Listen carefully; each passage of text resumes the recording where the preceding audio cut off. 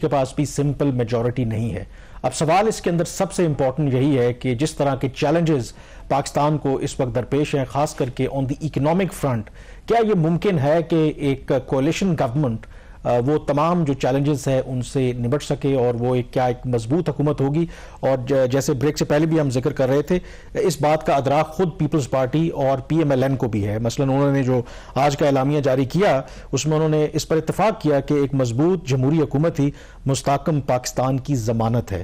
تو یہ خود اگر وہ یہ بات کہہ رہے ہیں تو do you think this is possible کہ اگر یہ کولیشن گورنمنٹ بنتی ہے، اس میں بہت سے گیو اینڈ ٹیکس ہوتے ہیں، تو ایک یہ مضبوط گورنمنٹ ہو سکتی ہے گیون دا فیکٹ کہ جو ان الیکشنز نے ایک بہت زیادہ پولرائزیشن ہے، اور یہ بات بالکل واضح ہے کہ اس گورنمنٹ کے پاس اگر پی ایم ایل این اور پیپلز پارٹی بناتے ہیں، کوئی ہنی مون پیریڈ بھی نہیں ہوگا، سڑکوں پہ یہ اتنے پاپولر نہیں ہوں گے، تو یہ مضبوط گورنمنٹ تو بنتی نظر نہیں آ رہی ایسی صورت. دیکھیں اب لیٹس سی کہ آؤٹ کم کیا آتا ہے، لیکن ابھی تک کے جو حالات ہیں، جس قسم کا دباؤ ہے دونوں پارٹیز کے اوپر، وہ خواجہ سعد رفیق صاحب کی ایک سٹیٹمنٹ جو 2020 کی بارہا وہ چل بھی رہی ہے آج کل کے، ایک وقت بھی آئے گا کہ جب کوئی وزیر اعظم بننے کو تیار نہیں ہوگا، تو اسی قسم کی چیزیں ہیں کہ پیپلز پارٹی کریے آپ اور پی ایم ایل این کریے آپ.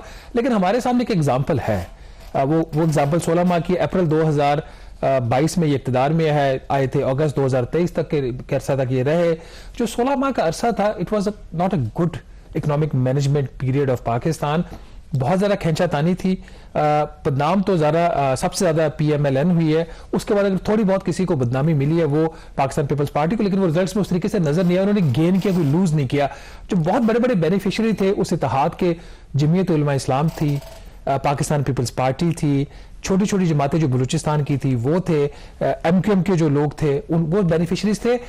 چاہے ترقیاتی پروگرامز ہوں، چاہے اہم عہدے ہوں، چاہے نیشنل بینک آف پاکستان کے پریزیڈنٹ کا عہدہ ہو، چاہے اسٹیٹ بینک آف پاکستان کے گورنر کا عہدہ ہو، وہاں پہ تمام جو اتحادی جماعتیں تھیں ان کے اندر کھینچا تانی جاری رہی. یہی نتیجہ، اس کے یہی وجہ تھی کہ اب جو اس کے نتائج نکلے وہ کوئی اتنے اچھے نہیں تھے. چند جو انڈیکیٹرز ہوتے ہیں آپ کی اکنامک گروتھ، فار ایگزامپل آپ نے کانٹریکٹ کیا، پچھلے مالی سال میں گروتھ نہیں ہوئی پاکستان کی اکانومی، بیسکلی اس میں کنٹریکشن ہی 0.3% کی. جو دوسرا سب سے بڑا انڈیکیٹر ہے، جو آج کا مسئلہ بھی ہے اور اگلی گورنمنٹ کا سب سے بڑا چیلنج بھی ہوگا، وہ قرضے تھے. جس طریقے سے انہوں نے خرچے کیے اور روپے کی بے قدری ہوئی، ان دو فیکٹرز کی وجہ سے کامران پاکستان کا جو ڈیٹ تھا. لیکن میرا یہاں پر میں آپ کو روکوں گا، میرا سوال آپ سے یہ ہے کہ ظاہر ہے کہ انہوں نے جب گورنمنٹ لی تھی تو اس وقت یہ آپ کے حالات خراب ہونا شروع ہونے تھے. جو آئی ایم ایف کے پروگرام تھا پچھلی گورنمنٹ وہ ڈی ریل کر چکی تھی. ایک آپ کہہ سکتے ہیں کہ ان کے لیے لینڈ مائنز بچھا کے گئی تھی، اور دونوں چیزیں ظاہر ہے کہ اس کا براہ راست لنک ہے. انٹرسٹ ریٹ کی بات کریں یا جو روپے کی بے قدری ہے، کیا جو اتنے کم عرصے کے دوران کیا کچھ پی ڈی ایم والے فگرز آپ بے شک بعد میں بتائیں، کیا کچھ یہ بہتر کر سکتے تھے؟ ان کے اوپر ان کا کنٹرول تھا. جب آپ کے پاس ریزروز ہیں ہی نہیں تو آپ کے روپے کی قدر کیسے بہتر ہوگی؟ دیکھیے جو پہلے انٹرسٹ ریٹ کیونکہ آئی ایم ایف کا دباؤ تھا تو آپ اس کو کیسے کم کرتے؟ پہلے 2-3 ماہ کا تو آپ ان کو بلیم نہیں کر سکتے نا. تو ان کی آپ جو اکاؤنٹیبلٹی سٹارٹ کریں گے وہ نئے مالی سال سے، جو جولائی سے شروع ہوتا ہے وہاں سے کریں گے.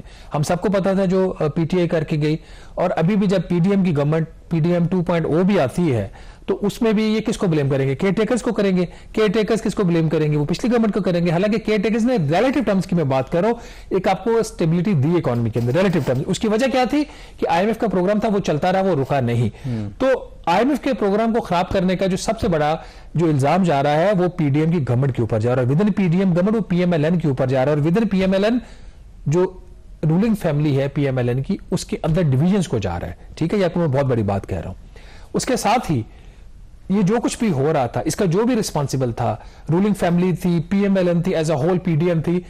پاکستانی عوام کو کیا ملا؟ ہم کدھر بڑھ رہے ہیں؟ آپ کامران اس بات سے اندازہ لگا لیے، جو فیکس قرضہ تھا پاکستان کے ہر شہری کے اوپر، ایک ایوریج نمبر لیا جاتا ہے کہ پاکستان کا جو ٹوٹل قرضہ ہے وہ اگر پوری آبادی کے اوپر آپ اس کو تقسیم کر دیں تو ہر شخص کے اوپر کتنا قرضے کا بوجھ ہے. ایک بڑا ایک کامن ایک انڈیکیٹر ہے اس چیز کا. وزارت خزانہ نے رپورٹ بنائی ہے فسکل پالیسی سٹیٹمنٹ 2024، یہ اس پورے مالی سال کو کور کرتی ہے جو پی ڈی ایم کا. اور یہ جو رپورٹ بنتی ہے کوئی عام رپورٹ نہیں ہے، یہ قانون کی ریکوائرمنٹ ہے اور یہ پارلیمنٹ میں سبمٹ ہوتی ہے. اور یہ جو رپورٹ اگلی پارلیمنٹ آئے گی اس میں یہ سبمٹ ہوگی نیشنل اسمبلی کے سامنے. اس رپورٹ کے مطابق جو پچھلا مالی سال تھا، جو انٹائرلی پی ڈی ایم کی گورنمنٹ تھی، اور اس میں اب 3 مہینے کا ان کو مارجن بھی دے دیتے ہیں، جو جب یہ اپریل سے لے کے جون تک کا پیریڈ تھا اس کا وہ پیریڈ شامل نہیں ہے. جو قرضہ ہے کامران، جو فیکس قرضہ ناظرین عوام کا، وہ 2,71,624 روپے ہر شخص کے اوپر اب ڈیٹ یہ بڑھ گیا ہے. یہ کتنا تھا پی ڈی ایم کی گورنمنٹ آنے سے پہلے؟ 2,17,000 تقریباً 54,500 روپیہ فی کس اضافہ ہوا ہے جو قرض ہے پاکستان کا پی ڈی ایم کی گورنمنٹ کے دوران. یہ بہت بڑا نمبر. اس میں جو اضافے کی رفتار ہے وہ 25% ہے.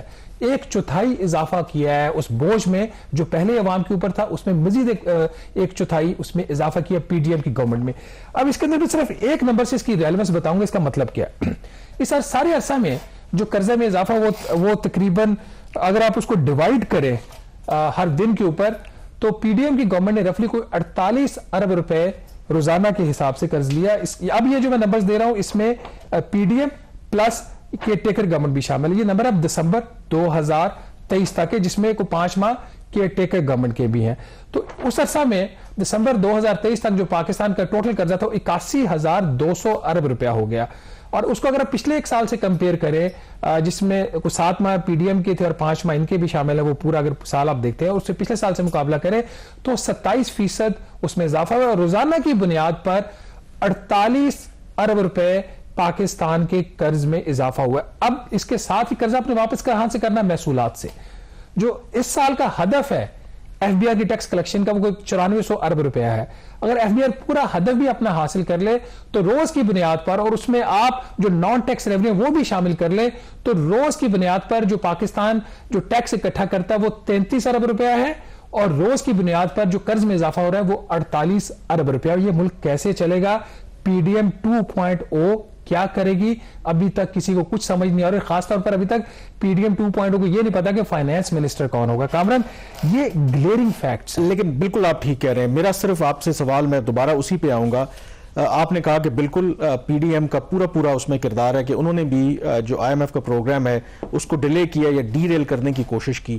اگر وہ ان کی پالیسیز بالکل ٹھیک ہوتی تو ڈو یو تھنک کہ یہ جو نمبرز آپ بتا رہے ہیں قرضوں کے یہ بہتر ہوتے؟ ہمارا جو انٹرسٹ ریٹ ہے وہ اتنا زیادہ نہ بڑھتا, روپے کی اتنی بے قدری نہ ہوتی. کیونکہ یہ بات ہمیں یاد رکھنی چاہیے کہ اسحاق ڈار صاحب از نون کہ وہ کنٹرول کرتے ہیں جو روپے کی قدر کو, وہ ڈالر کو مضبوط نہیں ہونے دیتے, اور ان پہ کرٹیسزم یہ چیز بھی آتی ہے. تو آپ کے خیال میں اگر ان کی پالیسیز ٹھیک ہوتی تو کتنی بہتری یہ جو نمبرز ہیں اس میں بہت بہتری ہوتی؟ کوئی آپ ڈریسٹک چینج کی ایکسپیکٹیشن نہیں کر سکتے. جو ایک ریسپی تو بڑی سمپل ہے, وہ کہتے ہیں کہ مارکیٹ پہ چھوڑ دیں آپ, وہ کہتے ہیں انٹرسٹ ریٹ ابھی بھی شاید ان کو یہ کنسرن ہے کہ یہ کم ہے. آج جو آپ کے ملک میں ایکسچینج ریٹ ہے, آج روپے کی قدر جو 279 ہے, وہ فری مارکیٹ کا تو میکینزم یہ بھی نہیں ہے. ٹھیک ہے, پالیسی وہی ہے جو ڈار صاحب والی ہے, وہی چل رہی ہے. فرق کہاں سے پڑتا ہے جو آپ کا بنیادی سوال ہے, کتنا چینج یہ لا سکتے تھے؟ اوور آل نائٹ تو چینج نہیں آ سکتا. پی ڈی ایم 2.0 بھی آ جائے تو اگلے 2 سال میں بڑی بات ہے کہ اکانومی کو سٹیبلائز کر دے, مہنگائی کو سنگل ڈیجٹ میں لے آئے. فرق کہاں سے پڑا؟ جب انہوں نے پہلے 45 دن لگائے مشکل فیصلے کرنے میں, بجائے اس کے کہ پہلے دن آتے ہی کوئی یہ فیصلہ کر لیتے. سبسڈی تھی تیل کے اوپر, وہ آگے چلتے. مفتاح واز ویری ایبسولوٹلی کلیئر, لیکن پی ایم ایل این کے اندر کی ڈویژن تھی. اچھا, پھر جب وہ اکانومی ایک ڈگر پہ چل پڑی, آئی ایم ایف کا پروگرام ریوائیو ہو گیا, پھر پارٹی نے فیصلہ کیا. یہ پیپلز پارٹی کا فیصلہ نہیں تھا, یہ پی ایم ایل این کا فیصلہ تھا فائنانس منسٹر چینج کرنے کو. فائنانس منسٹر چینج ہو جائے, جس دن وہ چینج ہوئے آپ کا جو میرا خیال ہے اس وقت چینج ریٹ میں غلط نہیں ہوں تو کوئی 240 روپے کے آس پاس تھا. نمبر آگے پیچھے ہو سکتا ہے, میں اپنی میموری سے بات کر رہا ہوں. جب یہ گورنمنٹ گئی ہے تو 284-285 روپے کا ڈالر تھا. وہ ڈار صاحب نے بھی اس وقت مینج کرنے کی کوشش کی, وہ نہیں کر سکی. کیوں؟ کیونکہ پیچھے آئی ایم ایف کی امبریلا ختم ہو چکی تھی, ہمارا پروگرام سسپینڈڈ تھا.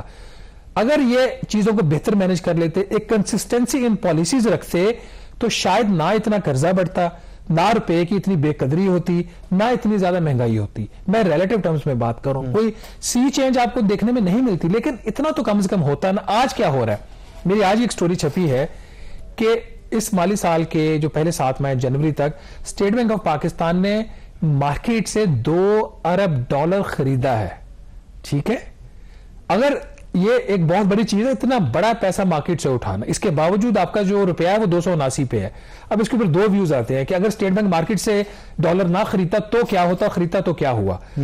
اس کے خریدنے سے جو ریزروز آج بھی آپ کے 8 ارب ڈالر کھڑے ہوئے ہیں, باوجود اس کی کم آئی ایم ایف کے پروگرام میں ہے اس وقت, وہ 8 ارب ڈالر نہ ہوتے, وہ 6 ارب ڈالر ہوتے. تو 6 ارب ڈالر ہوتے تو ایکسچینج ریٹ ایک اور ہوتا. اچھا, اس کا ایک اور بھی ویو ہے. دوسرا ویو اس کا یہ الٹی پالیسی ہے. وہ ماضی میں جب کہتے تھے کہ اسحاق ڈار صاحب ڈالر मार्केट में फेंकते थे, ये उठा और रहे ये डॉलर उठा रहे हैं। अच्छा अगर ये ना उठाते तो क्या होता? ना उठाते तो चूंकि मार्केट में रिलेटिव टर्म्स में डॉलर की थोड़ी सी फरहमी बेहतर हो जाती, कुछ थोड़ी सी इंपोर्ट ज्यादा हो जाती, या आपका रुपए की कदर निस्बतन बेहतर हो जाती, क्योंकि जब आप लेने जाते आपको डॉलर मिल जाता। आज आपको डॉलर बड़ी मुश्किल से मिल रहा है। तो ये अगर पॉलिसीज में कोई बेहतरी करना चाहे तो कर सकता है। कल हमने गैस की हवाले से बात की थी, जो सब्सिडी थी फर्टिलाइजर प्लांट्स की, वो केयर टेकर्स ने विड्रॉ की है। तो कुछ ऐसे फैसले जो नॉन इलेक्टेड लोग हैं वो कर सकते हैं, कुछ ऐसे फैसले जो सिर्फ इलेक्टेड लोग कर सकते हैं। लेकिन उसके लिए ये जरूरी है कि जब आप, जिस तरह क्रिकेट की इस्तिलाह में भी होता है ना, जब आप टीम में खेल रहे हो, अगर टीम में आपको पता हो कि अगले मैच में आपने खेलना या नहीं खेलना, आप अपने नंबर के लिए जब खेलते हैं बचाने के लिए, तो फिर आप टीम के लिए नहीं खेलते। तो इधर जो इस वक्त जो हमारी सियासी जमातों का हाल है, उनको पता नहीं है कि अगली दफा हमारी बारी आएगी या नहीं आएगी। जब आप सर्वाइवल मोड में हो तो फिर आप लार्जर वो पिक्चर नहीं देखते। ब्रेक पे जाने से पहले, अब जो अगली गवर्नमेंट चले, प्राइम मिनिस्टर अपेरेंटली चले, अस्यूम कर रहे हैं कि शहबाज शरीफ होंगे, फाइनेंस मिनिस्टर जो है वो बड़ा की पोजीशन होगी। डू यू थिंक कि क्योंकि इसहाक डार साहब अभी भी पीएमएलएन की तरफ से जो कोऑर्डिनेशन जो कमेटी बनी है उसको लीड कर रहे हैं, do you think that he will be the finance minister? ये तो सियासी होता है। नहीं, ये तो सियासी होता है ना, जो कोऑर्डिनेशन वाला है। नहीं coordination, but of course that he is leading. अच्छा, इसके ऊपर मेरे पास कुछ इन्फॉर्मेशन है, मैं इसको for the time being with hold कर रहा हूं। उसकी रीजन ये है कि मैं कोई स्पेकुलेशन नहीं करना चाह रहा, कुछ फैसले भी होने हैं। अभी तक तो ये क्लैरिटी नहीं है कि गवर्नमेंट किसकी होगी, मतलब पहले कौन लीड करेगा, पाकिस्तान पीपल्स पार्टी आती है या पाकिस्तान मुस्लिम लीग नवाज पहले गवर्नमेंट बनाती है। तो दोनों में से जो भी गवर्नमेंट पहले बनाएगा फाइनेंस मिनिस्टर तो उसी का होगा। तो अगर पीएमएलए बनाती है तो फाइनेंस मिनिस्टर डार साहब होंगे या कोई और होंगे। एक चीज मैं बता सकता हूं ब्रेक पे जाने से पहले, फिर नाज़रीन हम ब्रेक पे जाएंगे।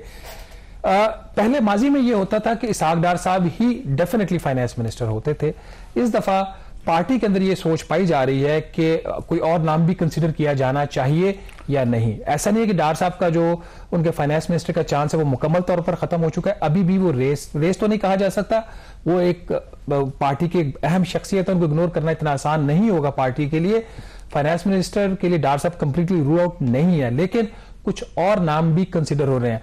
मेरा इस पे सिर्फ एक पॉइंट ये है कि हुकूमत जिसको भी फाइनेंस मिनिस्टर लगाना चाहे, जो भी अगली गवर्नमेंट बनती है, इट इज रिलेटिवली प्रीमेच्योर अभी कैबिनेट के ऊपर बात करें, बट कोई इनएक्सपीरियंस बंदा नहीं होना चाहिए, कोई बाहर से इंपोर्टेड फाइनेंस मिनिस्टर नहीं होना चाहिए, और मोर इंपॉर्टेंटली कोई भी बैंकर अच्छा फाइनेंस मिनिस्टर आज तक साबित नहीं हुआ। तो अगर ये तीन क्राइटेरिया को सामने रख के देखा जाए तो जो भी केयर टेकर गवर्नमेंट की आपने सूरत हाल देख ली वो भी आपके सामने, फिर इलेक्टेड गवर्नमेंट को अपना फैसला इन तीन फैक्टर्स को सामने रख के मेरा ख्याल है करना चाहिए। यहाँ पे छोटी